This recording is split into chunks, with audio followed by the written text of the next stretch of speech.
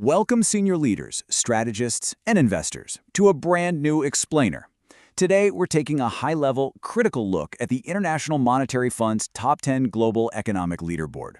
We're going to unpack the current and future global power dynamics that dictate exactly where capital flows, how supply chains shift, and who is truly driving global trade. And why the traditional rankings might actually be lying to you. If you want to understand the real architecture of the modern global economy, you are absolutely in the right place. Okay, let's dive right into this explainer. Here's our roadmap for today. 1. Measuring economic power. 2. Titans of the old guard. 3. The emerging market shift. 4. Structural bottlenecks. And 5. Our 2027 growth projections. Let's kick things off with Section 1, Measuring Global Economic Power and the Metrics of Success. Because before we can rank these countries, we really need to establish some ground rules. When analyzing global economies, we've got to look through what I call a dual lens. First up, there's nominal GDP. This evaluates a nation's output at current market exchange rates. It's basically your classic measure of raw market dominance. But then we have GDP by purchasing power parity, or PPP for short.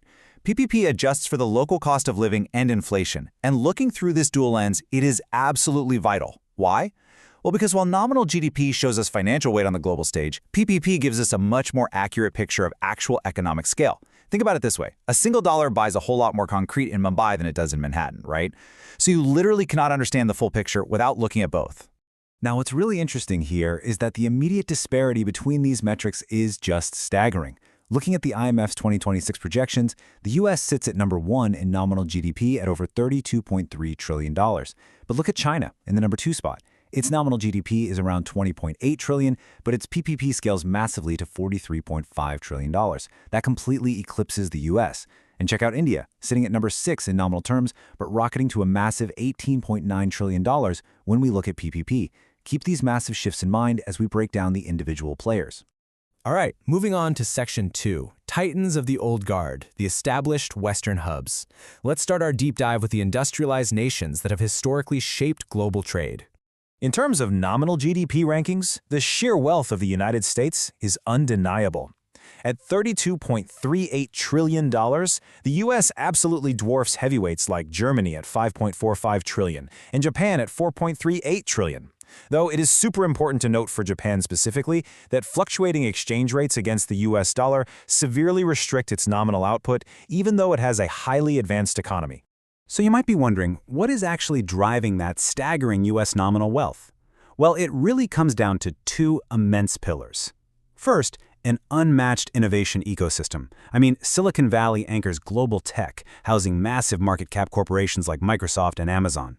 These huge multinational corporations fundamentally shape the economic rankings of their home countries just by drawing in massive global revenues.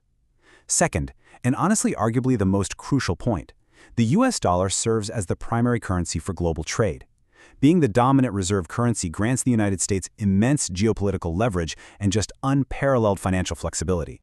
And of course, we can't talk about the U.S. without mentioning energy.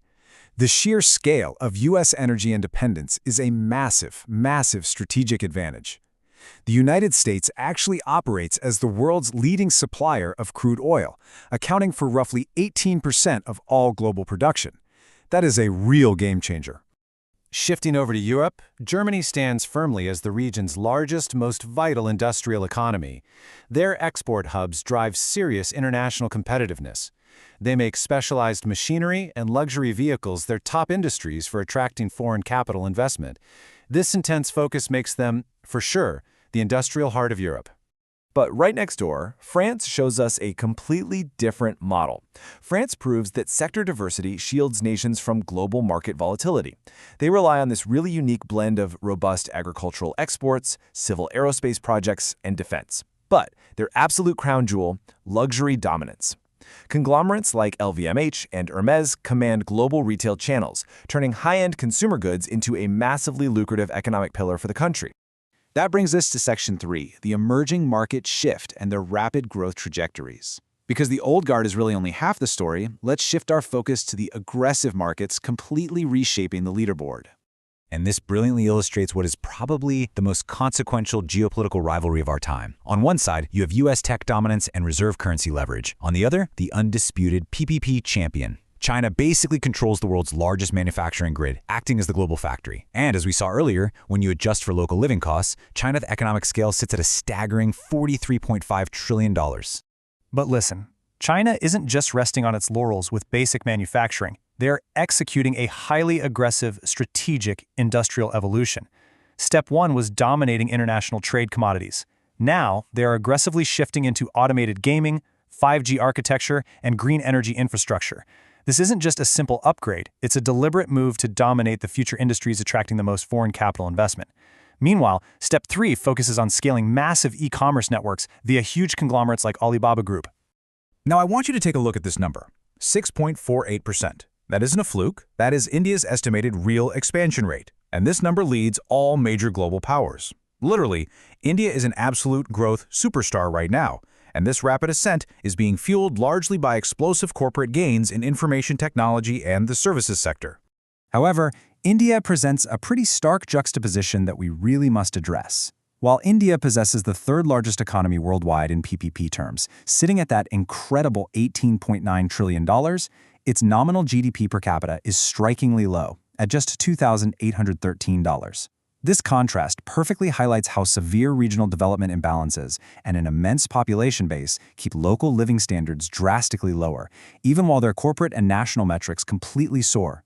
We also have to acknowledge the emerging resource giants in this space. Russia, heavily reliant on state-backed enterprises like Gazprom and Rosneft, has shown some really unique sanction adaptability. While Western financial pipelines are constrained for them, shifted Eastern trade routes and local resource consumption actually boost its PPP position to $7.53 trillion.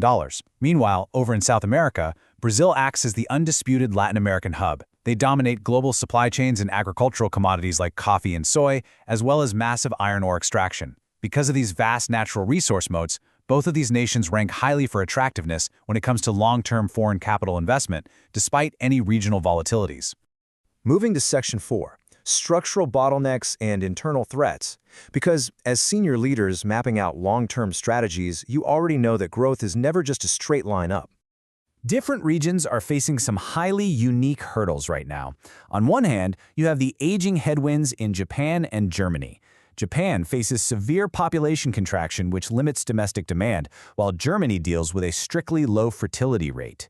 These aging labor shifts are going to severely impact future economic output. On the other hand, you have sovereign debt obstacles in the US and Italy.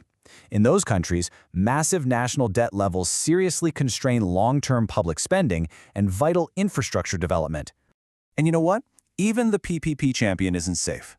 China is facing extreme long-term deceleration. Their structural bottlenecks include a rapidly aging workforce, which is basically a delayed demographic echo of past policies, and that's compounded by the massive financial liabilities required for large-scale environmental cleanup. So for investors, this means China's $43 trillion PPP comes with a massive, very expensive asterisk. Okay, let's bring it all together in Section 5, 2027 Future Growth Projections and the Future of Power. Let's see how all this builds as we project these current growth trends into the immediate future. Where exactly are we heading by 2027? Take a look at this timeline mapping out the impending shifts in global economic power according to IMF outlooks. By 2026, we see the U.S.'s nominal wealth cresting $32.38 trillion and China's PPP solidifying its massive scale at $43.5 trillion. But the major inflection point hits in 2027. If market conditions stabilize, India is officially projected to eclipse both the United Kingdom, which by the way is currently stabilizing its own post-Brexit aerospace and pharma trade channels, and Japan. This is going to fundamentally reorder the top 5 global powers. Which brings us to the ultimate question for corporate strategists and global investors. As structural debt and aging demographics slow down the Western old guard and emerging markets absolutely surge in PPP scale, which nations will truly command the next decade of global trade? Which will rank highest for long-term foreign capital investment? That is the exact puzzle you need to solve. Thank you so much for joining me on this explainer, and keep these critical metrics in mind as you chart out your next strategic move.